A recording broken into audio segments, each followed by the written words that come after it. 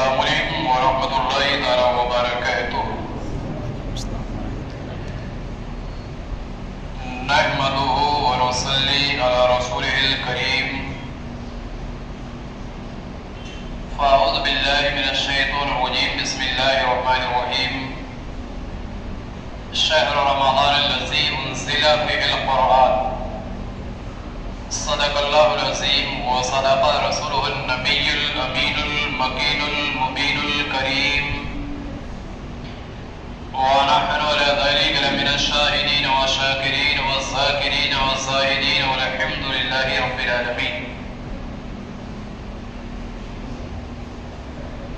نہ گھبراؤ مسلمانوں، خدا کی شان باقی ہے۔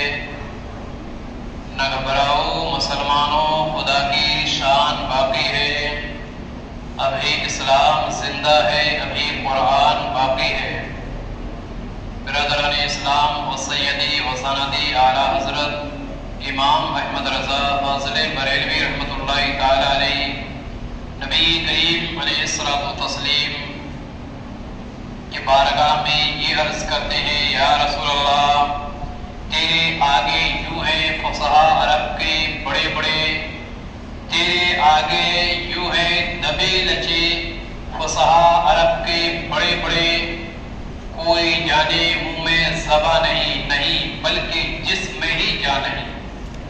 عزیزان گرامی وقار، آئیے ہم اور آپ سب سے پہلے اپنے نبی کریم صلی اللہ علیہ وسلم کی بارگاہ میں درود پاک کا نذرانہ پیش کریں۔ پڑھیں اللہم صلی علی سیدنا مولانا محمد سیدنا و مولانا محمد طب القلوب و دوائها ووحدة الابدان وشفائها ونور الابصار وضیائها، صلوا علیہ الصلاۃ والسلام علیک حبیبی یا رسول اللہ صلی اللہ تعالی علیہ وسلم۔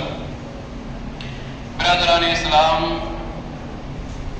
قرآن مقدس کی آیت کریمہ آپ کے سامنے پیش کی کہ شہر رمضان الذی انزل فیہ القرآن، یعنی رمضان کا وہ مہینہ جس میں قرآن کو اتارا گیا، یعنی قرآن کو نازل کیا گیا۔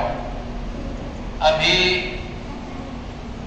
کچھ ہی دنوں میں، یعنی یہ سمجھ لیے کہ ایک آدھ دن ہی میں رمضان المبارک کا مقدس مہینہ ہمارے اور آپ کے درمیان پوری آب و تاب کے ساتھ، پورے جاہ و جلال کے ساتھ رحمتوں کی بارش لے کر جلد ہی آ رہا ہے۔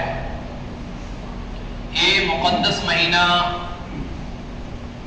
بڑا معتبر، بڑا عظیم مہینہ ہے۔ اللہ رب العزت اس مہینے کے تعلق سے قرآن مقدس کے اندر ارشاد فرماتا ہے، یا ایھا الذین آمنوا، اے ایمان والو، کتب علیکم الصیام، کہ تم پر روزے فرض کیے گئے۔ کیوں روزے فرض کیے گئے؟ کیسے؟ کما کتب علی الذین من قبلکم لعلکم تتقون، جیسا کہ تم سے پہلے والے لوگوں پر فرض کیے گئے تاکہ تم نیک بن جاؤ، تاکہ تم متقی و پرہیزگار بن جاؤ۔ حاصل کلام یہ کہ تاکہ تم اچھے بن جاؤ۔ ہمارے آقا صلی اللہ علیہ وسلم جس سمے سرزمین عرب پر تشریف لائے، اس سمے عرب کے اندر جاہلیت کا دورہ تھا، جہالت پورے شباب پر تھی، یعنی یہ سمجھ لیے کہ جہالت بھری ہوئی تھی۔ اپنے آپ کو عرب کے لوگ بڑے بڑے بلاغت میں شہسوار سمجھتے تھے، فصیح اللسان سمجھتے تھے کہ ہم عرب کے لوگ بہت ہی زیادہ فصیح و بلیغ عربی بولتے ہیں، ہماری زبان بہت ممتاز زبان ہے۔ وہ اپنے آپ میں فخر محسوس کیا کرتے تھے، لیکن جیسے ہی اللہ کی جانب سے السلام کی طرف جب اللہ کا کلام آیا، مصطفیٰ کریم نے سنا، اور جب یہی کلام بارگاہ رب سے پیغمبر کے پاس آتا ہے اور یہ اسی کلام کو پیغمبر لوگوں کے سامنے جب پیش کرتے ہیں، ان لوگوں کے سامنے جو اپنے آپ کو بڑے فصاحت و بلاغت کے شہسوار سمجھتے تھے، اپنے آپ کو بڑے مبلغ سمجھتے تھے، اپنے آپ کو بہت زیادہ ممتاز اور عظیم فرد محسوس کرتے تھے، یعنی یہ سمجھ لیے اپنے آپ کو بہت بڑا سمجھتے تھے وہ لوگ کہ ہم سے زیادہ اچھی عربی کسی کی نہیں ہو سکتی، ہم سے زیادہ اچھا کلام کسی کا نہیں ہو سکتا، ہم سے اچھی زبان کسی کی نہیں ہو سکتی، ہم سے اچھی لینگویج کسی کی نہیں ہو سکتی۔ لیکن جب پیغمبر اسلام نے ان کے سامنے قرآن کی عبارتیں پیش کی ہیں، قرآن کے لفظ جب ان کے سامنے آئے ہیں، تو اتہاس ہے کہ فصاحت عرب ہیں، انہیں قرآن کی آیت کے سامنے اپنے گھٹنا ٹیکنے پر وہ لوگ مجبور ہو گئے، اور قرآن کی آیت کے سامنے ان لوگوں نے اپنے گھٹنے ٹیک دیے، حیرت میں پڑ گئے بڑے بڑے فصاحہ۔ اسی لیے تو سید یارا حضرت کہتے ہیں تیرے آگے یوں ہیں دبے لچے فصاحہ عرب کے بڑے بڑے، کوئی جانے منہ میں زبا نہیں بلکہ جسم میں ہی جان نہیں۔ عزیزان گرامی وقار، اسی عرب کی سرزمین پر جہاں جاہلیت کا دورہ تھا، جہاں جہالت سے بھرے پڑے لوگ تھے جو اپنی جہالت کی بنیاد پر گمراہیت کے راستے پر چل رہے تھے، انہی میں سے ایک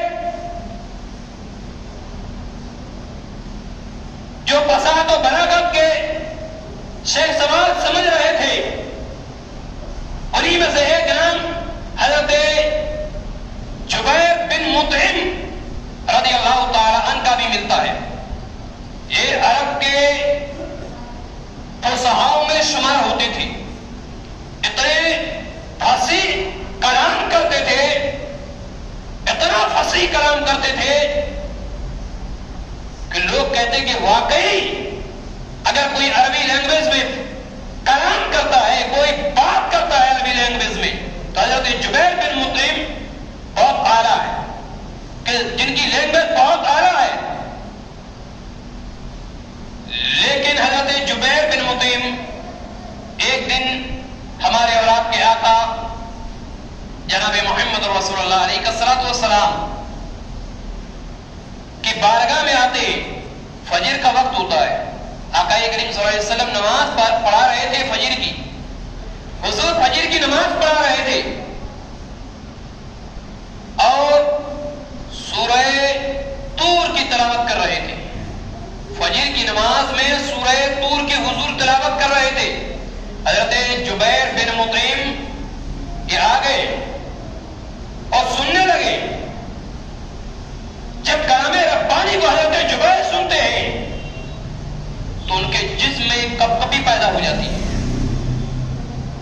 ان کا جسم لرزنے لگتا ہے، دل میں خوف پیدا ہو جاتا ہے۔ جب حضور اس آیت کریمہ کی تلاوت کر رہے تھے، ان عذاب لربک لواقع ما له من دافع، یعنی بے شک تیرے رب کا عذاب آنا ضروری ہے اور اس عذاب سے کوئی بچ نہیں سکتا۔ حضرت جبیر یہ کہتے ہیں کہ جب میں نے اس آیت کو سنا، ان عذاب ربک لواقع، کہ تیرے رب کا عذاب آنا ضروری ہے، ما له من دافع، جس کو کوئی ٹال نہیں سکتا۔ حضرت جبیر کہتے ہیں جب اس آیت کریمہ کو میں نے سنی تو جسم میں کپکپی پیدا ہو گئی، جسم لرزنے لگا۔ حضرت جبیر کہتے ہیں ایسا محسوس ہو رہا تھا، ایسا لگ رہا تھا کہ کہیں جسم سے جان نہیں نکل جائے۔ اور نماز کے بعد پیغمبر اسلام علیہ السلام کے قدموں میں قربان کر دیا۔ مصطفیٰ کریم نے فرمایا کہ زبیر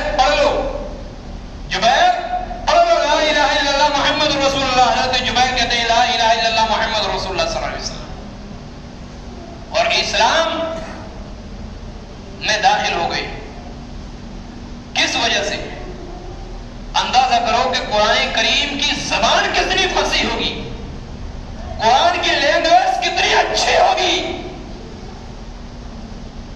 کہ بڑے بڑے لوگ، اتنے بڑے بڑے فصیح لوگ گھٹنا ٹیک دیے اور مذہب اسلام کو قبول کرنے پر مجبور ہو گئے۔ قرآن کی زبان کا کوئی مقابلہ نہیں کر سکتا۔ دنیا کی جتنی زبانیں، ان تمام زبانوں میں اگر کوئی افضل زبان ہے وہ ہے قرآن کی۔ قرآن سے بہتر کوئی زبان نہیں، اور قرآن کی زبان ہے عربی۔ اب تو عرب، سعودی کے اندر بھی تو عربی بولی جاتی ہے، سعودی کے اندر بھی بھائی عربی بولی جاتی ہے، اور وہ اپنے آپ کو بہت بڑا مبلغ بھی سمجھتے تھے، فساد و بلاغت کے تاجدار بھی سمجھتے تھے۔ یہ سمجھتے تھے ہم سے زیادہ ہم لوگوں کو معلوم ہے کیا کہتے ہیں، وہ لوگ معلوم ہے عرب کے لوگ، عرب کنٹری کے لوگ ہمیں کیا کہتے ہیں، گونگے۔ کیا کہتے ہیں؟ عرب کنٹری کے جو لوگ ہوتے ہیں وہ ہمیں کہتے ہیں گونگے، یہ گونگے ہیں، کچھ نہیں آتا۔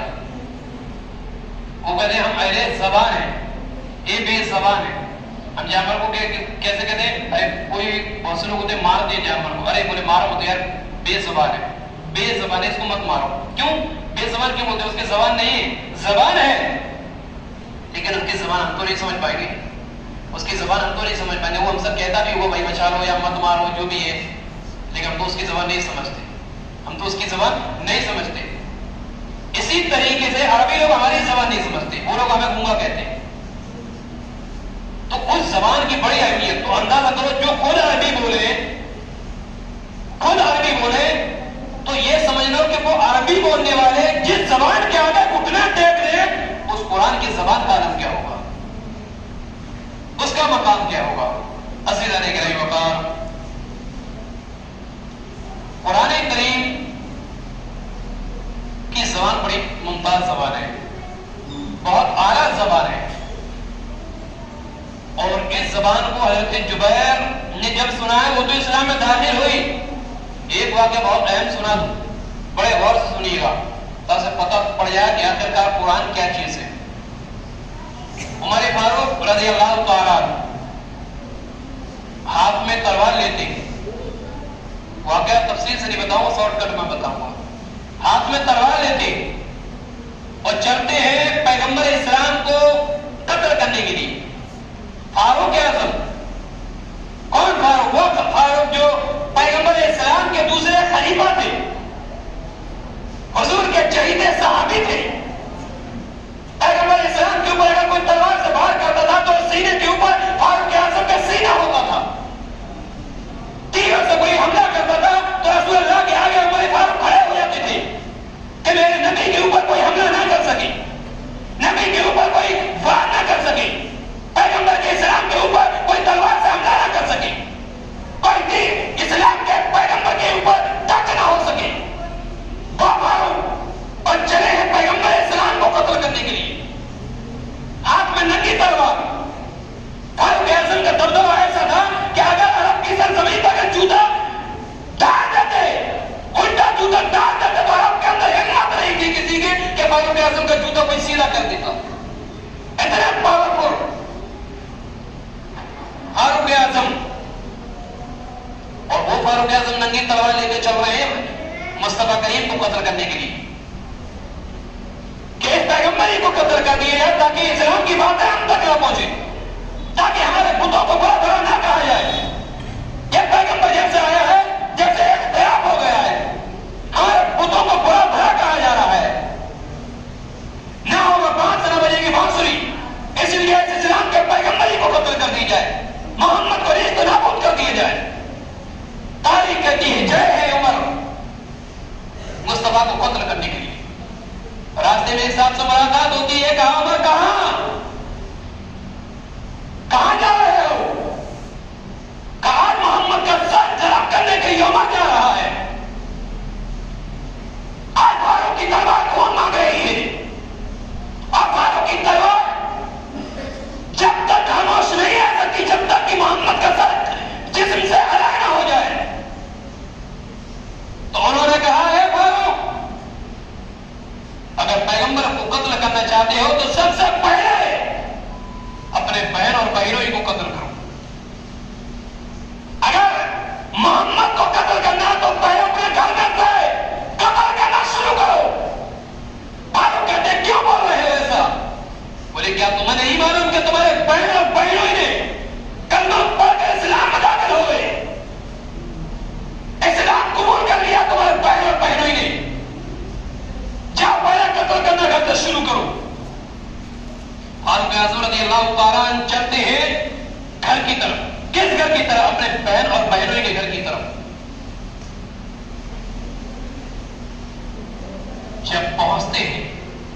گھر پہ دستک دیتی ہے.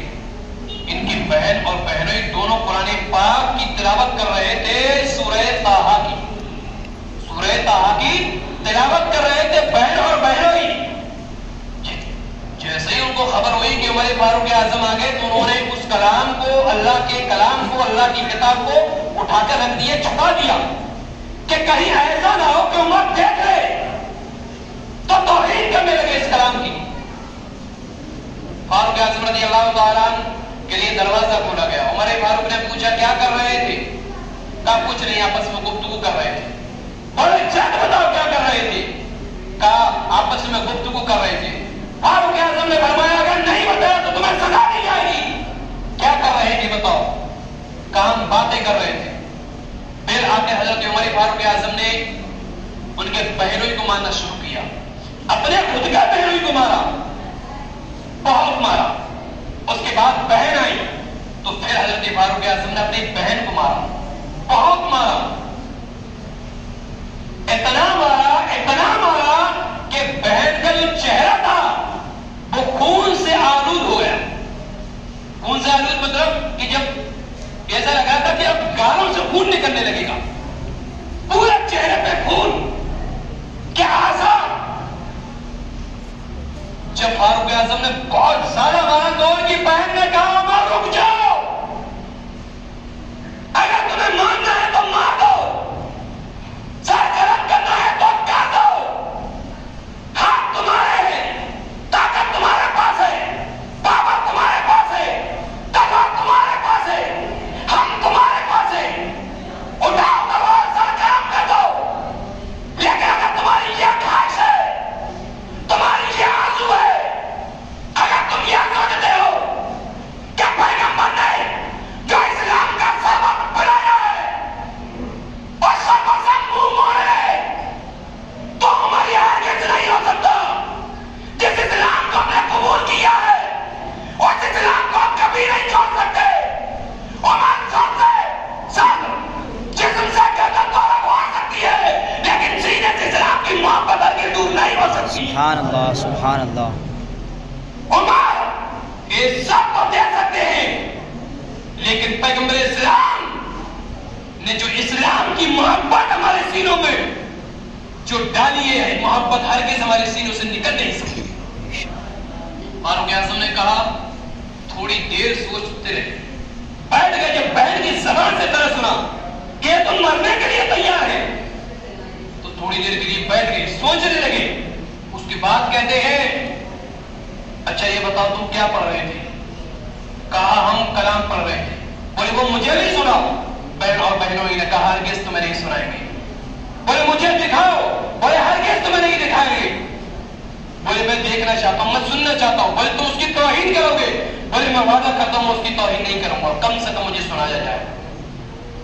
فوراً کلام لایا گیا.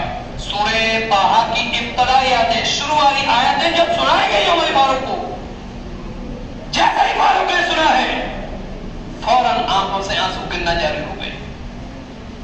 دونوں آنکھوں سے آنسو جاری. اتہاس کہتا ہے کہ عمر فاروق اعظم کا جسم زور زور سے کانپنے لگا تھا، بہت کانپا تھا. اس کے بعد بولا فاروق اعظم نے کہ چلو مجھے لے چلو، چلو مجھے لے چلو، اس جگہ لے چلو، اس کے پاس لے چلو. جس کلام کو تم پڑھ رہے تھے، جو کلام تمہیں جس نے دیا اس کے پاس لے چلو. یعنی جناب محمد رسول اللہ کی بارگاہ میں مجھے لے چلو. بولے ٹھیک ہے. اس کے بعد شاعر کہتا ہے کہاں قتل کرنے کے چلے تھے، کہاں رسول کو قتل کرنے کے ارادے سے چلے تھے، لیکن اب فاروق خود قتل ہونے جا رہے ہیں. پہلے قتل کے لیے چلے تھے، اب خود قتل ہونے جا رہے ہیں. کیا مطلب؟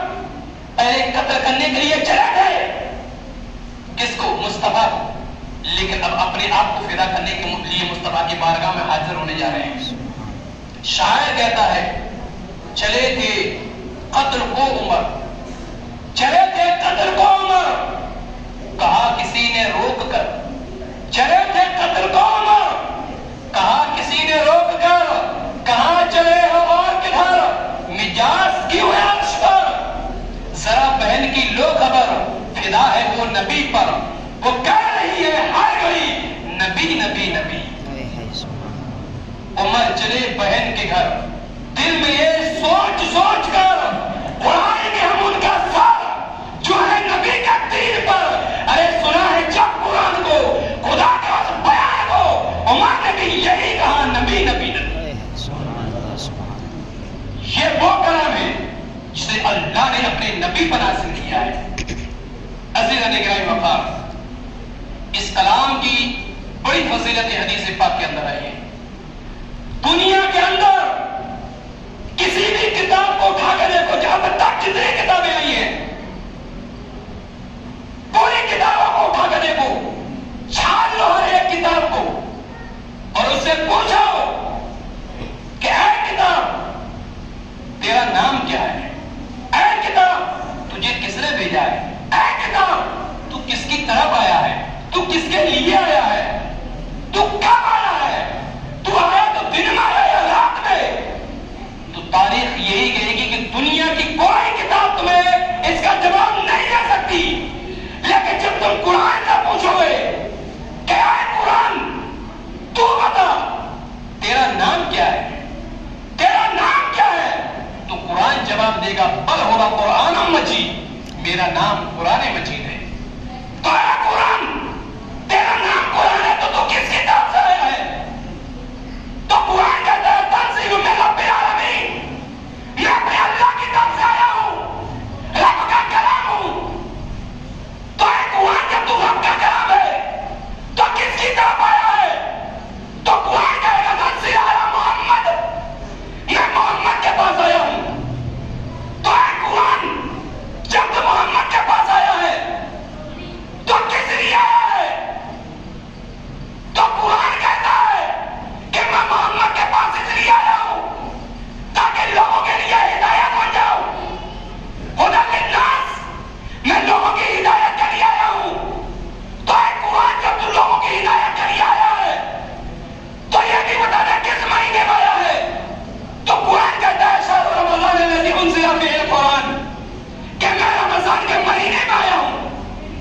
تو اے قرآن جب تو رمضان کے مہینے میں آیا ہے تو یہ بھی بتا دے دن میں آیا ہے، رات میں آیا، کب آیا ہے، کس رات آیا ہے؟ تو قرآن کہے گا اِنَّا أَنزَلْنَاهُ فِي لَيْلَةِ الْقَدْرِ، کہ بے شک میں شب قدر میں آیا۔ سبحان اللہ۔ یہ واحد دنیا کی ایسی کتاب ہے کہ جو ہر سوال، کوئی بھی سوال ہو، ہر سوال کے آپ کا جواب دے گی۔ دنیا کے اندر کوئی ایسی چیز نہیں ہے جس کا علم قرآن کے اندر محفوظ نہیں ہے۔ کل جو آنے والا جو کل ہے، آنے والا جو کل، آنے والا جو کل، اس میں کیا ہونے والا ہے قرآن کو بھی بتا دے گا، اس میں یہ ہونے والا ہے۔ عزیزان گرامی وقار، تو بات لمبی نکل گئی، بس ایک منٹ آپ تھوڑا سا میرا اعلان سن لیں۔ دیکھیے ہم نے آپ سے کہا تھا کہ آپ کو مسجد کا پورا حساب دیں گے، تو اپنے پاس دیکھیے پورا حساب موجود ہے، بڑے غور سے سن لیجیے گا اس اعلان کو، بہت خاص اعلان ہے اس لیے بول رہا ہوں۔ پورا حساب موجود ہے۔ ابھی تک مسجد کے اندر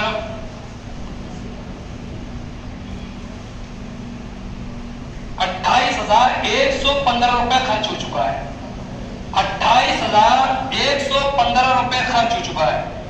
اس کے علاوہ ابھی مسجد کے اندر اور بھی ضروریات چیزیں دیکھو، آپ سے چندہ تو ابھی تک کیا نہیں ہے، مسجد کے پاس جو فنڈ تھا اسی کو اٹھایا گیا۔ اس کے علاوہ آپ کو ایک جانکاری اور دے دیں کہ مسجد ابھی قرضے میں بھی ہے، فنڈ کسی اور سے بھی دیا گیا، الگ سے بھی دیا گیا ہے، تو آپ سے گزارش ہے کہ اس اعلان کو سن لیں۔ ابھی کولر کے لیے 2 ٹنکی کی بھی ضرورت ہے، جیسا ابھی گرمی آئے گی، رمضان سے لوگ رہیں گے، روزہ رکھیں گے، تو ٹنکی بھی 2 پھوٹی ہوئی ہے، اس کے لیے 2 ٹنکی بھی آئیں گی۔ اس کے علاوہ 10 بلب، یعنی بلبوں کی بھی ضرورت ہے، 10 بلب بھی آئیں گے۔ اس کے علاوہ لائٹ کے 10 بلب، پھر کولر کے لیے 1 موٹر کی بھی ضرورت ہے۔ اس کے علاوہ ترائی کی بھی ضرورت ہے، 4 ترائی کی بھی ضرورت ہے، تو اس کا بھی آپ خیال کریں۔ اس کے علاوہ اور بھی پیسوں کی ضرورت ہے. اگر پیسہ مل جائے یا آپ لوگ کچھ دینا چاہو, تورئی دینا چاہو یا موٹر دینا چاہو یا بلب وغیرہ دینا چاہو یا پیسے سے مدد کرنا چاہو تو آپ ضرور کریں. یہ مت دیکھیے کہ ہر بار یہ اعلان ہوتا ہے, لیکن یہ ضرور دیکھ لیجیے کہ ابھی آنے والا جو دن ہے, آنے والا جو مہینہ وہ کیسا ہے. رمضان کا مہینہ ہے, روزے والوں کو جتنا سکون ملے گا سمجھو اتنا ہی آپ ثواب کے زیادہ مستحق ہو گئے. تو آپ سے گزارش ہے جو لوگ لائے ہو وہ تو ابھی جمعے میں امداد کر دیں یا آپ کے سامنے سے گزریں, اور جو لوگ نہیں لائے ہیں وہ عصر میں, مغرب میں, عشاء میں یا کل ضرور دے دیں تاکہ وہ کام جاری ہو سکے. دیکھیے ایک بھی کولر نہیں لگا, وہ کولر پڑے ہوئے ہیں, وہ کولر پڑے ہوئے, دیکھیے وہاں ایک بھی بلب نہیں لگا ہے نا. تو اور یہ دیکھو بہت حقیقت بتا رہا ہوں میں, 4 دن سے برابر محنت کر رہا ہوں, اوپر نہیں جا پا رہے پورے دن. یہاں پرسوں تو ہماری طبیعت بھی خراب ہو گئی, بخار آ گیا, اس کے باوجود بھی لگے رہے کہ کسی بھی طرح مسجد کا کام ہو. امام کا کام تو نہیں ہوتا بھائی, مسجد کا کام کرانا کمیٹی کا کام ہوتا ہے, لیکن اس کے باوجود لگے کیونکہ اللہ کا گھر ہے. اگر کریں گے, امام ہو یا کوئی بھی ہو, مسجد کے لیے کرے گا تو ثواب پائے گا, ہے نا. تو آپ سے ادب گزارش ہے کہ زیادہ سے زیادہ مسجد کا تعاون کریں. اللہ کی بارگاہ میں دعا ہے کہ ہم تمام کو مسجد سے محبت کرنے کی توفیق عطا فرمائے اور اس کا تعاون کرنے کی بھی توفیق عطا فرمائے. اس کے علاوہ اور بھی جو حساب لینا چاہے تو وہ لے سکتا ہے, پورا اپنا حساب 1-1 روپے لکھا ہوا ہے. السلام علیکم.